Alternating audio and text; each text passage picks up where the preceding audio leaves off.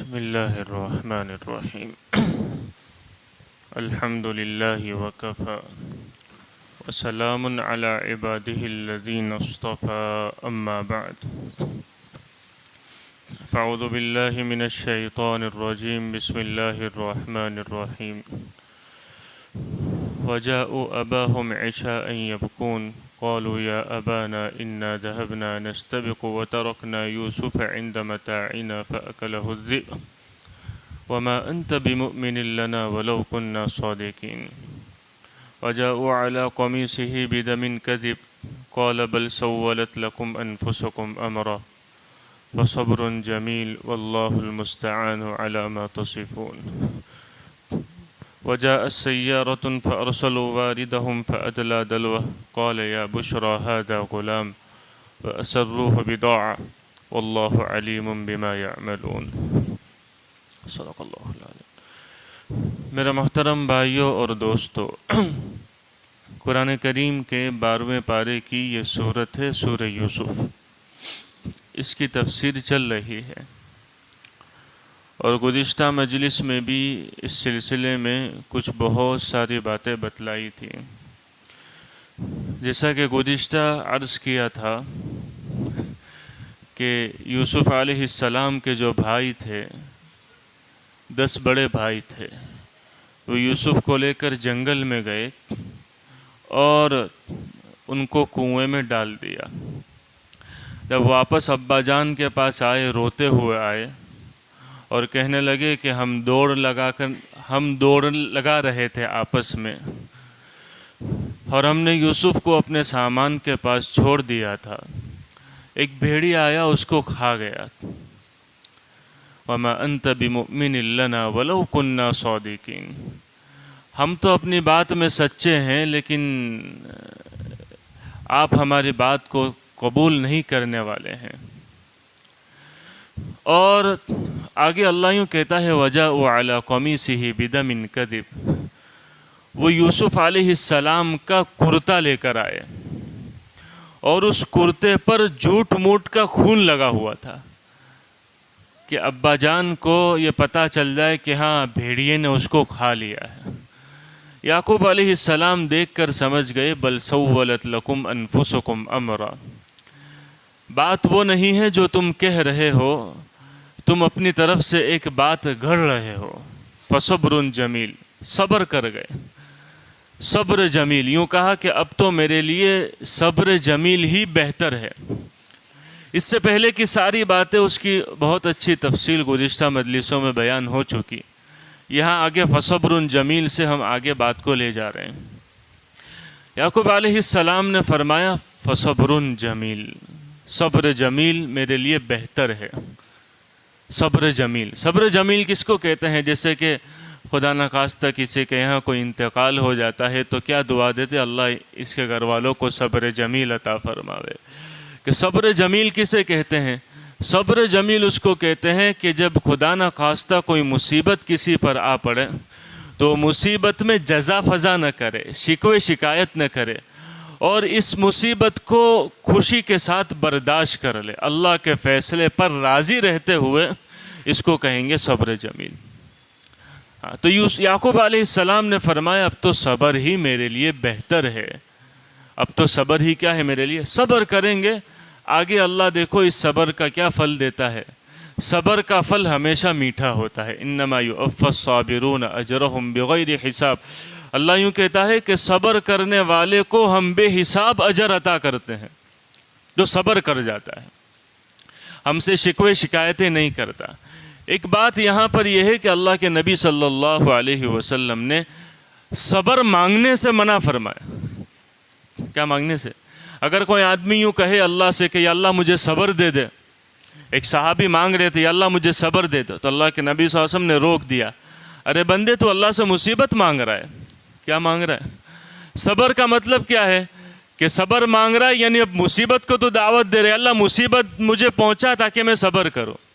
کہ صبر مت مانگ، اللہ سے عافیت مانگ۔ خدا نہ خواستہ تیرے مقدر میں اگر لکھی ہوئی کوئی تکلیفیں آ گئی تو پھر صبر کر لے، سامنے سے مت مطالبہ کر، سامنے سے مت مانگ۔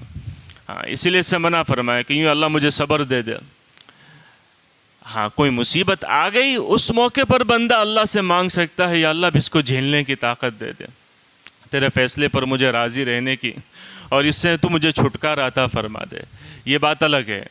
لیکن خیر بہرحال اس سے ایک بات یہ پتہ چلتی ہے، دوسری یہ کہ صبر اتنی بڑی طاقت ہے کہ اللہ تعالیٰ بندے سے بے انتہا راضی ہو جاتا ہے، بہت بڑی طاقت ہے۔ صبر پر آدمی کو بڑے بڑے درجے ملتے ہیں، اور جو آدمی صبر کرنے والا ہوتا ہے اللہ کے یہاں اس کا مقام بہت بلند ہوتا ہے۔ کتابوں میں عجیب و غریب واقعات صبر کے ذکر کیے گئے کہ لوگوں نے کیسا کیسا مصیبتوں کے آنے پر صبر رکھے۔ ایک واقعہ صرف بیان کروں گا، تفسیر میں بہت سارے واقعات ذکر کیے گئے، میں ایک ہی واقعہ بیان کروں گا۔ امام اوزاعی رحمۃ اللہ علیہ تفسیر کے بہت بڑے امام ہیں، وہ کہتے ہیں کہ میں ایک مرتبہ جنگل میں جا رہا تھا، ویرانے میں ایک گھر تھا، اس گھر کو میں نے دیکھا کہ وہاں پر ایک آدمی ایک بوڑھا آدمی ٹھہرا ہوا ہے، بڑا نیک دیندار لگ رہا تھا۔ جب میں اس کے قریب ہوا تو میں نے دیکھا کہ اس کے ہاتھ بھی فالج زدہ ہے، پیر بھی فالج زدہ ہے، لقوہ ہے، ہاتھ میں بھی پیر میں بھی، آنکھ بھی صحیح سالم نہیں ہے، برابر دیکھ نہیں سکتا ہے، صرف زبان چل رہی ہے۔ اور جب میں اس کے اور قریب ہوا تو وہ یہ دعا کر رہا تھا، اللہم اوزعنی ان احمدک حمدا، اے اللہ تو مجھے اس بات کی توفیق عطا فرما کہ میں تیرا خوب شکر ادا کروں۔ کیا کہہ رہا تھا؟ یا اللہ تو مجھے اس بات کی توفیق عطا فرما کہ میں تیرا خوب شکر ادا کروں۔ جب میں نے اس کے قریب میں جا کر یہ بات سنی تو مجھے بڑا تعجب ہوا، عجیب اللہ کا بندہ اتنی بیماریوں میں ہے لیکن پھر بھی اس موقع پر اللہ سے یہ مانگ رہا ہے کہ یا اللہ تو مجھے شکر کرنے کی توفیق عطا فرما۔ تو میں نے ان سے کہا کہ چچا جان آپ یہ اللہ سے کیا مانگ رہے ہیں، آپ تو اتنی ساری تکلیفوں میں مبتلا ہے۔ تو کہنے لگے کہ بھائی مجھ پر تو اللہ کا بڑا فضل ہے۔ ارے بھائی کیا فضل ہے؟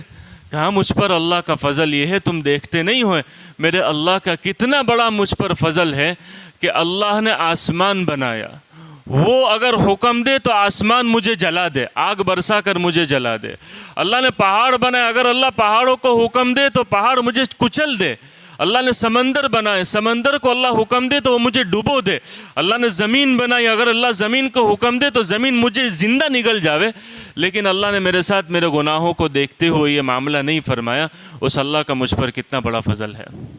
اس کی زبان کے کلمات مجھے بڑا تعجب ہوا کہ کیسے اللہ کے اس فیصلے پر یہ راضی ہے۔ پھر وہ بڑا آدمی کہنے لگا کہ بھائی میری ایک مدد کرو گے؟ کہا کیا ہوا؟ بولو میں آپ کی مدد کے لیے تیار ہوں۔ کہنے لگا کہ میرا ایک جوان لڑکا ہے جو روزانہ میرے پاس آتا ہے، مجھے وضو کراتا ہے، نماز پڑھاتا ہے، 3 دن سے آیا نہیں ہے، اس کو تلاش کر کے لے کر آؤ، میرے پاس کہاں گیا ہے وہ؟ 3 دن سے میرے پاس نہیں آیا ہے، مجھے اس کی بہت زیادہ ضرورت ہے۔ وہ امام اوزاعی رحمۃ اللہ علیہ کہنے لگے کہ میں جنگل میں اس کو تلاش کرنے کے لیے نکلا، میں نے دیکھا کہ ایک جگہ ٹیلے کے قریب کچھ انسانوں کی ہڈیاں پڑی ہوئی ہے۔ بہت سوچ وچار غور و فکر کرنے کے بعد مجھے یہ اندازہ ہو گیا کہ یہ اسی کا لڑکا ہے جس کو کسی درندے نے آ کر کھا لیا ہے، کسی درندے نے اس پر حملہ کر دیا ہے اور اس کو کھا لیا۔ اب میں یہ سوچ میں پڑ گیا کہ اس بوڑھے کو جا کر خبر دوں تو کیسے دوں، کیسے اس کو برداشت کرے گا۔ میں اس بوڑھے کے پاس پہنچا تو میں نے کہا کہ اللہ نے میرے ذہن میں ایک بات ڈالی۔ میں نے اس بوڑھے سے یوں کہا کہ بھائی اللہ کے نزدیک تم زیادہ مکرم ہیں یا ایوب علیہ السلام؟ قرآن کریم میں ایوب علیہ السلام کا واقعہ ذکر کیا گیا جن کو بہت آزمائش میں ڈالا گیا، بڑی بیماری آئی، علاقے والوں نے باہر کر دیا، اللہ کے نبی تھے لیکن پھر آخر میں اللہ نے ان کو نجات دے دی اس آزمائش سے۔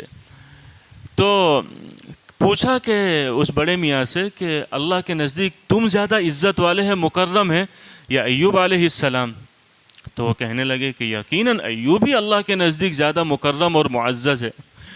تو میں نے کہا، امام اوزاعی کہتے ہیں کہ میں نے کہا کہ آپ جانتے ہیں کہ اللہ تعالیٰ نے ایوب علیہ السلام کے ساتھ کیا معاملہ فرمایا؟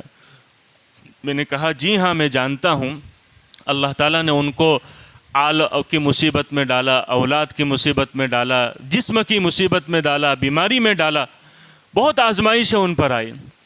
تو جب انہوں نے یہ کہا تو میں نے بڑے میاں سے کہا کہ اگر آپ پر بھی آل اور اولاد کی کوئی مصیبت آئے گی تو کہا آپ بھی ایوب علیہ السلام کی طرح صبر کر لو گے؟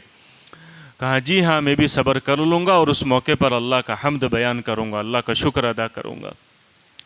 کہا کہ میں باہر گیا، میرا گمان یہ ہے کہ آپ کے جوان بیٹے کو کسی درندے نے کھا لیا ہے، میں اس کی ہڈیاں دیکھ کر آیا ہوں۔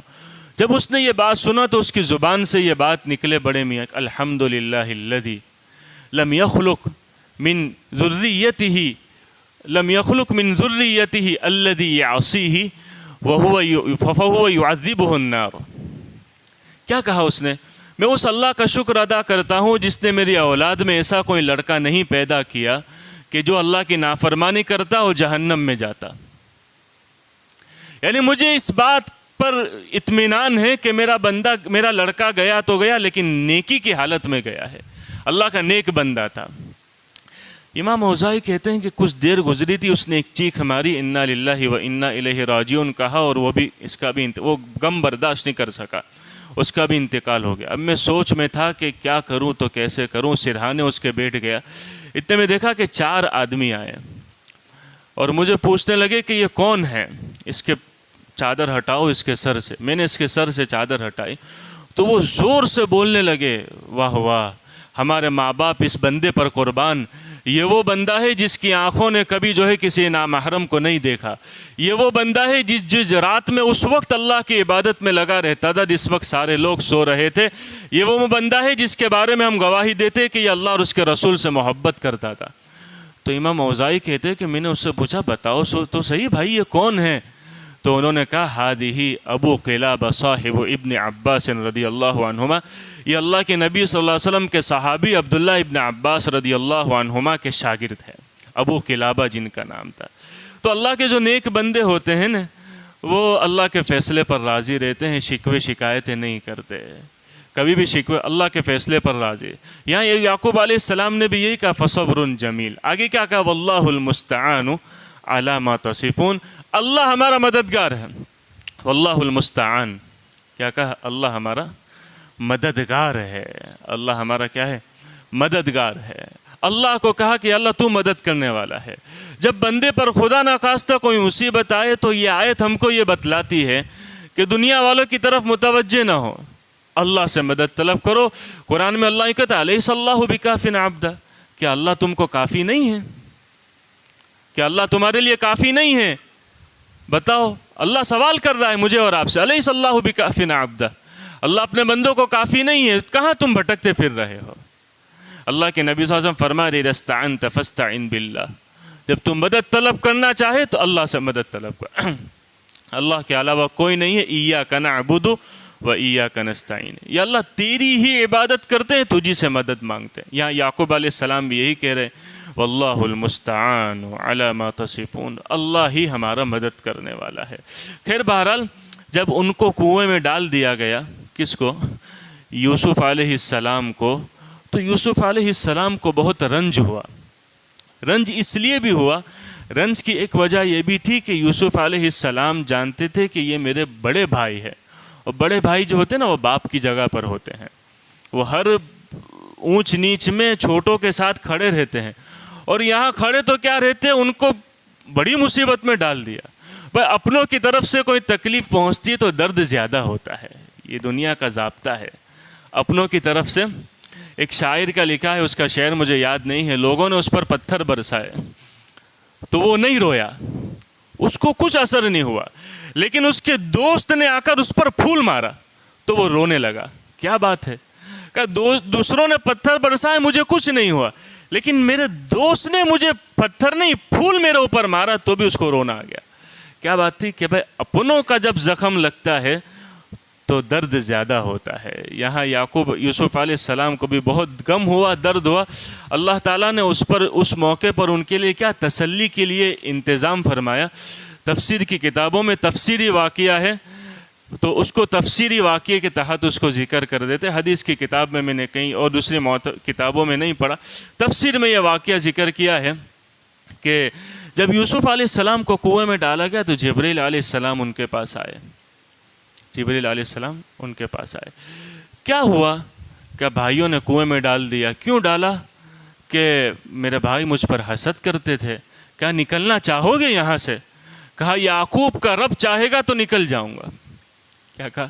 یعقوب کا رب چاہے گا تو نکل جاؤں گا۔ اس موقع پر جبرائیل علیہ السلام نے یوسف علیہ السلام کو کچھ دعائیں سکھلائی، اور دعائیں مجھے بھی یاد نہیں ہیں تو میں اس کو پڑھ کر سنا دیتا ہوں۔ اس موقع پر یوسف علیہ السلام کو جبرائیل علیہ السلام نے کچھ دعائیں سکھلائی، بہت بہترین دعائیں، روایتوں میں ہیں، تفسیر کی کتابوں میں ہیں کہ یوں اس میں لکھا گیا ہے، روایت ذکر کی گئی ہے کہ اس دعا کو نقل کرنے کے بعد اللہ کے نبی صلی اللہ علیہ وسلم نے یوں فرمایا، تم بھی اللہ سے ان کلمات سے دعائیں مانگا کرو، تم بھی اللہ سے ان کلمات۔ یوسف علیہ السلام نے اللہ سے ان کلمات سے دعائیں مانگی، اللہ نے سحری کے وقت ان کو نجات دے دی۔ کیا دے دی؟ وہ رات میں ڈال کر چلے گئے، ان کلمات سے دعائیں مانگی۔ سحری کا وقت ابھی ہوا تھا کہ قافلہ آیا، انہوں نے اس کو اچک لیا، یوسف علیہ السلام۔ سحری کے وقت اللہ تعالیٰ نے، اور سحری کا وہ وقت ہے جس میں ہم سب جانتے ہیں کہ اللہ ویسے بھی دعائیں زیادہ قبول کرتا ہے۔ تو وہ دعا یہ ہے کہ یوسف علیہ السلام سے جبرائیل علیہ السلام نے فرمایا آپ یہ دعائیں مانگے، پڑھے، اللہم انی اسألک باسمک المکنون المخزون یا بدیع السماوات والارض یا ذا الجلال والاکرام ان تغفر لی وترحمنی وان تجعل من امری فرجا ومخرجا وان ترزقنی من حیث احتسب ومن حیث لا احتسب۔ اس میں شروع میں پہلے اللہ کی تعریف بیان کی گئی ہے، پھر اللہ سے یوں کہا گیا اللہ میری مغفرت فرما، مجھ پر رحم فرما، میرے کام کو آسان فرما، مجھے مصیبت سے نجات عطا فرما، اور مجھے وہ دے جو میں گمان نہیں کرتا، وہ بھی دے جو میں گمان نہیں کر سکتا۔ یعنی ہم یوں کہتے ہیں نا بہت ساری مرتبہ دعا میں، اللہ میرے گمان سے بڑھ کر دے دے۔ تو یوسف علیہ السلام نے کیا فرمایا دعا میں، کیا عرض کیا اللہ سے کہ یا اللہ تو مجھے وہ بھی دے جو میں گمان کرتا ہوں، اور مجھے وہ بھی دے جو میں گمان نہیں کر سکتا۔ کبھی سوچا تھا چھوٹے بچے نے اللہ نے یہاں سے نکال کر بادشاہ کے گھر میں پہنچا کر پھر بادشاہ بھی بنا دے گا؟ یہ گمان سے بڑھ کر اللہ نے بنا دیا۔ کتنی بہترین دعا ہے۔ حدیث پاک میں آتا ہے کہ انظروا بهؤلاء الکلمات فإنهن دعاء المصطفین الاخیار، تم بھی اس دعا کو مانگنے کی عادت بناؤ، یہ اللہ کے نیک بندوں کی دعائیں ہیں، اللہ کے نیک۔ اور ایک دوسری بھی روایت میں ہے کہ جبرائیل امین نے حضرت یوسف علیہ السلام کو یہ دعا بھی سکھلائی۔ دیکھو یاد تو نہیں ہوتی ہے لیکن پڑھ لے اس کو، جو ہے وہ یا تو نیٹ پر سرچ کر لے یا پھر یہ کہ ہم کسی ہمارے ساتھی کے پاس سے لے لیں۔ اللہم یا کاشف کل کرب ویا موجب کل دعوہ ویا جابر کل کثیر ویا میسر کل عسیر ویا صاحب کل غریب ویا مونس کل وحید۔ ایک ایک لفظ میں اتنی جامعیت ہے نا کہ ابھی اس کو بتلانے جائیں گے تو وقت بہت ہو جائے گا۔ یا کاشف کل کرب، اے ہر غم کو دور کرنے والے، ویا مجیب کل دعوہ، اور ہر دعا کو قبول کرنے والے، ویا میسر کل عسیر، ہر تنگی کو آسانی میں بدلنے والے، ویا مونس کل وحید، اور ہر اجنبیوں کی اور ہر تنہا آدمی کو انسیت دینے والے۔ لا الہ الا انت سبحانک اسألک ان تجعل لی فرجا ومخرجا وان تقذف حبک فی قلبی حتی لا یکون لی ہم ولا ذکر غیرک ان تحفظنی وترحمنی یا ارحم الراحمین۔ ایک دعا یہ ہے۔ ایک اور دعا ہے، ایک حدیث میں ہے کہ انہوں نے یہ دعا بھی مانگی اللہ سے، یا الہ ابراہیم و اسحاق و یعقوب ارحم ضعفی و قلت حیلتی و صغر سنی۔ اے ابراہیم کے معبود، اے اسحاق اور یعقوب کے معبود، میری کمزوری پر رحم فرما، میری کمزوری پر، میرے اسباب کی قلت پر رحم فرما، چھوٹا ہوں، اور میری چھوٹی عمر پر رحم فرما۔ کیا کہا؟ جانتے تھے کہ چھوٹا بچہ ہوں، اللہ سے کہ چھوٹی عمر پر رحم فرما۔ ایک روایت میں یہ بھی ہے کہ جبرائیل علیہ السلام نے یوسف علیہ السلام کو یہ دعا بھی سکھلائی، یا صریخ المستصرخین و یا غوث المستغیثین یا مفرج کرب المکروبین قد تری و تعلم حالی ولا یخفی علیک شیء من امری۔ اے فریاد چاہنے، اے لوگوں کی فریاد سننے والے، اے مدد چاہنے والوں کی مدد کرنے والے، اے غم زدہ کی مصیبتوں کو دور کرنے والے، تو جانتا ہے میرا کیا حال ہے، تجھ پر میرا کوئی معاملہ مخفی نہیں ہے۔ خیر بہرحال یہ دعائیں جو تھی یوسف علیہ السلام کو اس موقع پر سکھلائی، یہ دعائیں بڑی جامع ہیں، کم سے کم ہم کو یاد تو نہیں ہو سکتی ہے، بہت اللہ یاد کرنے کی توفیق دے دے تو بڑی بات ہے، لیکن کم سے کم اس کو پڑھ لے، کبھی اپنی نمازوں کے بعد، کبھی اور دوسرے موقع پر بہت اللہ کے نبی صلی اللہ علیہ وسلم نے خود حکم فرمایا ہے کہ یہ دعائیں مانگو. یہ وہ دعا ہے کہ جو یوسف علیہ السلام نے مانگی. ابھی تو رات گزری تھی، سحری کے وقت اللہ تعالیٰ نے ان کو اس غم سے نجات دے دی. کیا دے دی؟ سحری کے وقت. پھر آگے بہت سارا لمبا چوڑا تفصیلی واقعہ ذکر کیا گیا ہے. ایک قافلہ گزرا اور انہوں نے پانی لینے کے لیے جب ڈول ڈالی تو یوسف علیہ السلام نے اس ڈول کو پکڑ لیا. آپ اوپر آ گئے، وہ تو قافلہ تھا. قافلے نے دیکھا کہ قال یا بشرا ھذا غلام، قال یا بشرا ھذا غلام، خوشخبری ہو یہ تو لڑکا ہے، خوشخبری ہو یہ تو کیا ہے؟ لڑکا ہے. اب چونکہ دعاؤں کی بات چلی ہے تو یا بشرا ھذا غلام پہ ایک وظیفہ اور بتلا دیتا ہوں. ویسے میری وظیفے بتلانے کی عادت نہیں ہے، نہ ایسا کوئی بتلانے کی عمل، لیکن تفسیر میں نقل کیا کہ علماء فرماتے ہیں کہ جب قافلے نے یوسف علیہ السلام کو اوپر اٹھایا اور ڈول کے ذریعے سے آپ اوپر آ گئے تو قافلے کے ایک بندے نے جس نے ڈول سے اوپر اٹھایا اپنے قافلے والوں کو چلا کر کہا یا بشرا ھذا غلام، خوشخبری ہو یہ تو لڑکا ہے. تو پوئروچ ہے، کیا ہے؟ خوشخبری ہو کیا ہے؟ لڑکا ہے. قال یا بشرا ھذا غلام. تفسیر کی کتابوں میں ذکر کیا گیا ہے کہ یا بشرا ھذا غلام. بہت سارے تجربہ رکھنے والے علماء یہ فرماتے ہیں کہ یہ آیت جو ہے نا یا بشرا ھذا غلام، اگر کسی آدمی کو صرف بیٹیاں ہی ہوں، کسی آدمی کو کیا ہو؟ صرف بیٹیاں ہی بیٹیاں ہوں، لڑکے نہ ہوتے ہو، تو اس کے لیے یہ عمل ہے کہ ہر نماز کے بعد جو ہے وہ اول آخر درود شریف پڑھنے کے ساتھ 21 مرتبہ اس آیت کو پڑھ لے، یا بشرا ھذا غلام، یا بشرا ھذا. اللہ کی ذات سے امید ہے کہ اللہ تعالیٰ اس کو بیٹے کی دولت سے نوازے گا. تو خیر بہرحال یہاں پر جو ہے یہ قافلہ نے ان کو نکالا اور اس کے بعد آگے قرآن کریم میں ایک لمبا چوڑا تفصیل واقعہ ذکر کیا گیا. اس کو انشاءاللہ مائندہ مجلس میں عرض کر دیں گے. اللہ تعالیٰ ہم سب کو عمل کی توفیق عطا فرمائے. سبحانک اللہم و بحمدک و تبارک اسمک و تعالی جدک و لا الہ غیرک. اللہم صلی علی سیدنا و مولانا محمد و علی آل سیدنا و مولانا محمد و بارک وسلم. ربنا آتنا في الدنيا حسنة وفي الآخرة حسنة وقنا عذاب النار. اللهم إنا نسألك الجنة وما قرب إليها من قول أو عمل ونعوذ بك من النار وما قرب إليها من قول أو عمل.